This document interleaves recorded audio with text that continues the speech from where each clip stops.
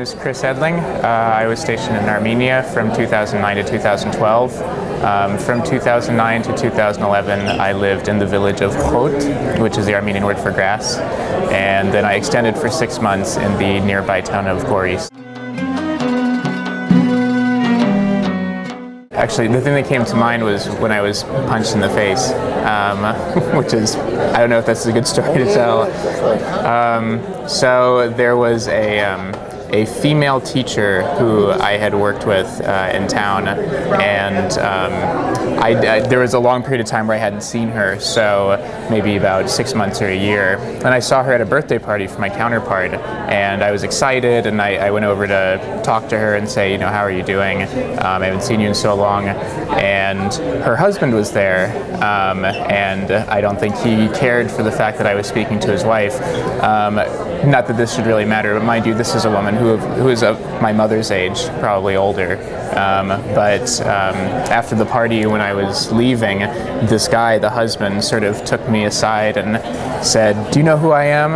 And I said, "Yeah, you're such and such's husband. We met inside." And he's like, "Yeah," and he just punched me right in the face. So, I wasn't really hurt. It just became sort of a funny story, and I've been laughing about it ever since. And my counterpart actually was laughing about it at the time because it was so obvious what had happened, But it was a good lesson in, being mindful of your cross-cultural differences. In America, generally, I wouldn't, be so cautious to speak to a person, in fear of just talking to her that it would upset her husband. But in this case, it did.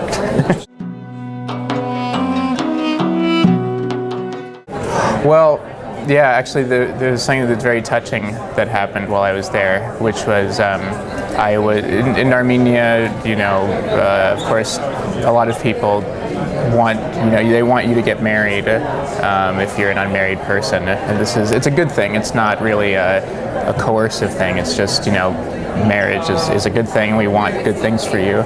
So when I was there, I taught a lesson, an English lesson at the local women's center about Valentine's Day, and then the week after that I taught a lesson about American marriage, and I was teaching at a women's center, so it was all sort of teenage and in their early 20s young women, and one of the girls raised her hand at the end of the lesson and said, "Well, you've told us everything about American weddings, now we want to show you about Armenian weddings."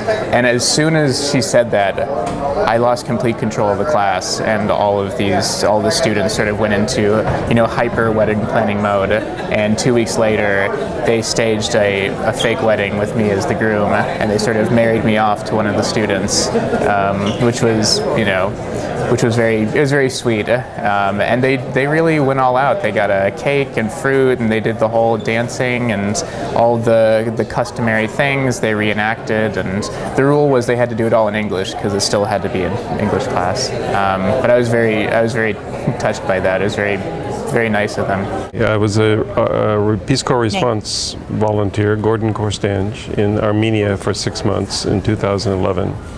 And I participated in the creative writing contest that Peace Corps volunteers did all over the country there. And I read some of them, and the one that stuck in my mind was the prompt was, what would it be like if women were ruled the world, or something like that, right? And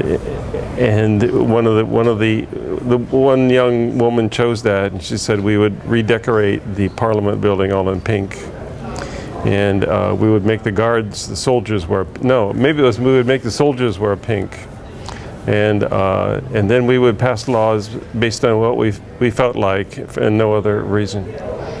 Cut and paste. Jean Korstanj, Peace Corps response volunteer, Yerevan, Armenia, in January 2011 till the end of June, so it was 6 months position, and I was writing test items for the National English Exam, grades 6 through 11, for the National Test Company.